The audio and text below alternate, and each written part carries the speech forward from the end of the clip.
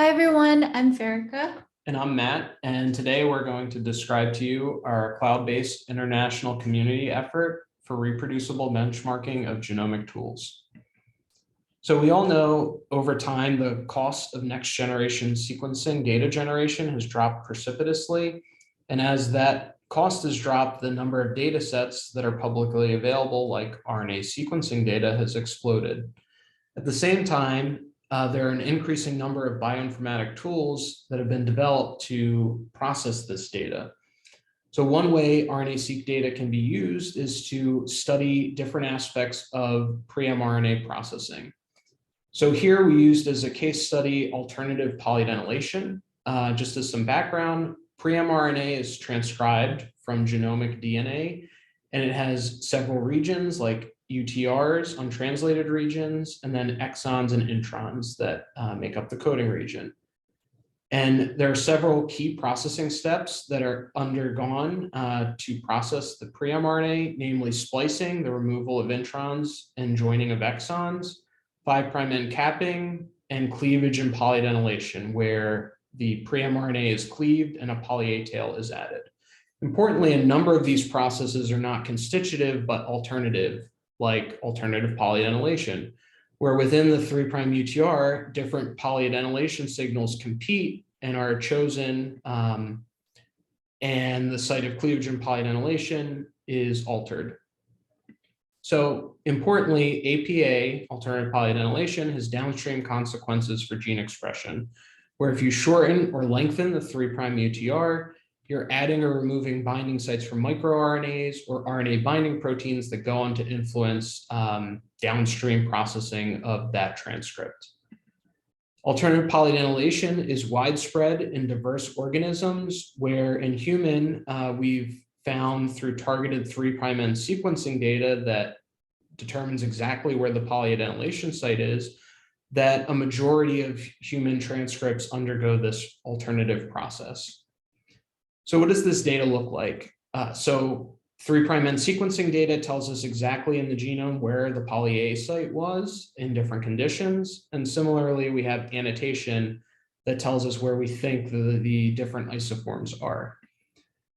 But those 3' end sequencing data sets are rare, not available for many conditions. So the field has tried to use RNA sequencing data from different conditions to both identify the different poly-A sites that are used within a single gene and quantify the relative usage of these different poly-A sites from RNA-seq directly.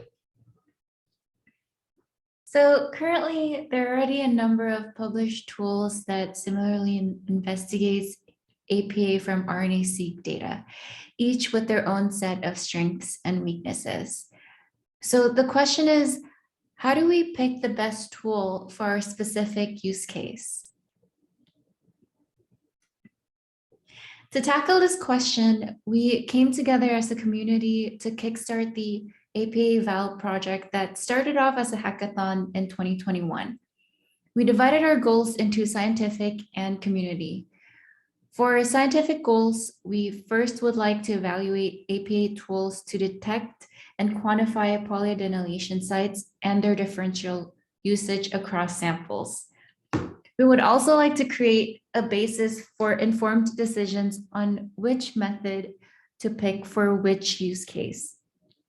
Not only that, in addition to the need for papers that evaluate tools, what we need more is evaluation papers that are themselves reproducible.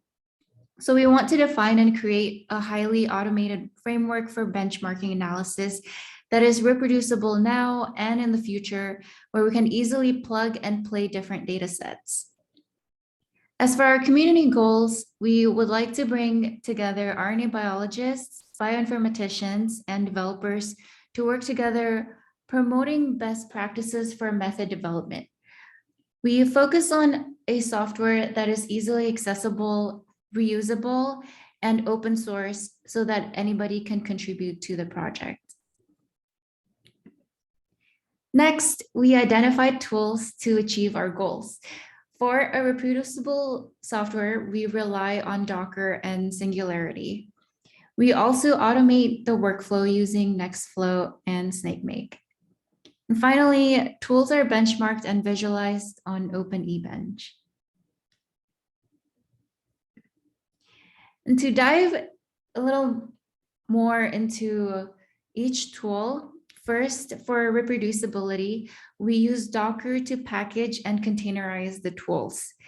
We are aware that different tools require different dependencies to be installed, and this can be frustrating when we want to run different tools. With Docker, we're able to create an isolated environment for the tools where we include the operating system, all the dependencies and packages to be installed, and finally, the tool itself. The containerized tool is then uploaded to Docker Hub. And tools can then be pulled from Docker Hub to be ran by users in their local machines as is, without having to worry about downloading dependencies and configuring environments. And right now, all the containerized tools for app-eval are up on the app-eval Docker registry. So these containerized tools are used in the automated workflows in which input BEM and GTF annotation files are taken as inputs for the workflow. The automated workflow written in SnakeMake or Nextflow automatically pre-processes the input files, runs the tool with tasks running in parallel whenever possible, and finally post-processes the output files into bed files. So the whole process from input to output is automated. So far, we've collected the tools. Now we need to collect different data sets for benchmarking. In doing this, we decided on a few guiding principles to define which data sets were usable. First, we required that the RNA-seq data was publicly available, and that RNA-seq data had some sort of matching orthogonal data, like, for example, targeted 3' end sequencing technique. Ideally, the RNA-seq and orthogonal data should have been generated by the same lab. We also wanted to include data of variable sequencing depth, and in the end, we included data from around 10 million on the low side to upwards of 150 million reads for RNA-seq. And then we wanted to include various different data set types, including simulation of human cell tissue data, human and mouse cell lines, and primary cells and tissues. And all of this we had in mind to include variable data types and sequencing depth to give us some insight into the sensitivity of the different tools and how they perform on different sequencing depths and different biological conditions. So what are we actually evaluating? For APA-eval, we've focused on 4 overall benchmarking tasks, or what we call events. The first of which is identification. How well is that tool simply saying this poly A site exists from the RNA-seq data compared to the orthogonal data? And we focused on these metrics listed here. Next, how well is that tool quantifying alternative polyadenylation within a single condition? So that includes both the absolute usage of each polyadenylation site and the relative usage between poly A sites within the same gene. Next, we focused on differential usage between different conditions, so tissue A and tissue B, which poly A sites are changing. And finally, we focused on different compute resources, including maximum memory consumption and CPU hours. So in the original 2021 hackathon, we had resources provided by credits sponsored by AWS. So that allowed us to store the data, download it, and process it through Nextflow Tower in collaboration with Sakara Labs. So those credits have since run out, but this was a way for a number of people in the community to work on the data and process it in the cloud. Putting all the different sections that we talked about together, we came up with the APA-eval workflow framework. Our framework starts off with BED and FASTQ raw input files that are processed to generate BAM files. The BAM files and GTF annotation file are APA-eval standardized input files that are a fixed file format for all the tools.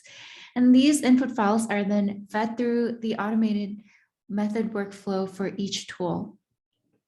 The output file format for all the workflows is a BED file that, together with a ground truth raw input file, are fed to the benchmarking events to be compared against.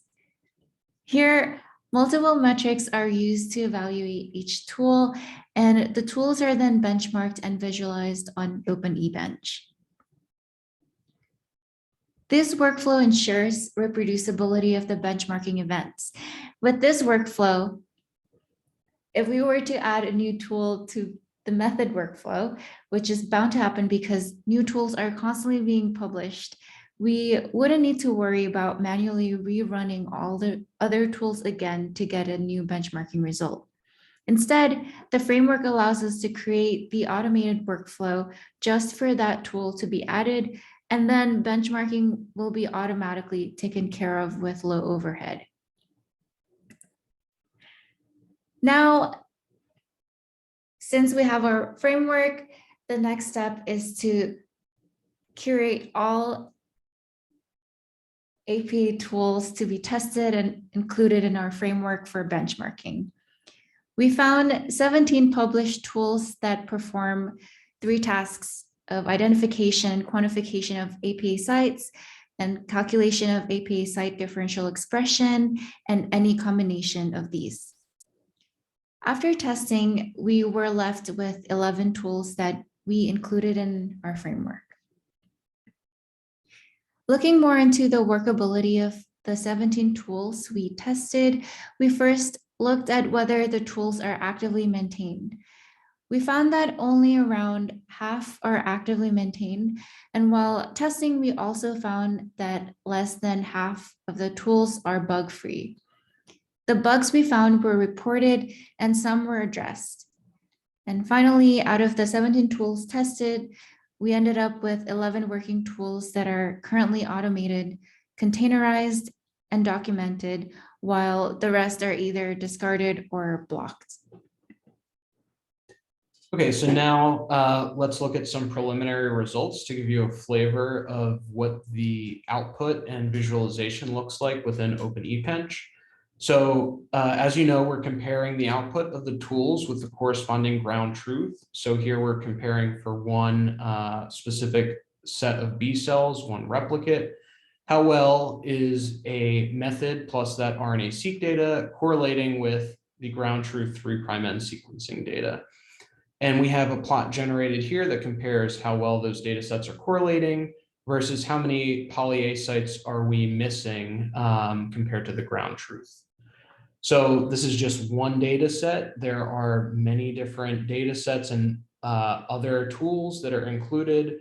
So as part of the output visualization, we have tables like this, so you can easily compare multiple biological conditions and the long list of potential tools. So here in these 3 data sets, these 3 tools all performed similarly between the different data sets. But for other data sets, we did see, and we're expecting to see even more, that this ranking will change depending on the different data sets based on sequencing depth and also biological conditions. The different data sets include different types of APA, and some tools handle those different types better than others. So this is an informative way to look at the data, we believe. So with that, we'd like to thank all the contributors that contributed to this project over the past year from all over the world. And we'd also like to thank the advising PIs, Yosef and Mihaela, who guided us through this project. And just the full list of acknowledgements. We'd like to thank everyone who gave us support over this project. And we'd also invite you to come see our poster, number 1075, in person, so we could talk about this further. So thank you for your time, and we look forward to hearing your questions.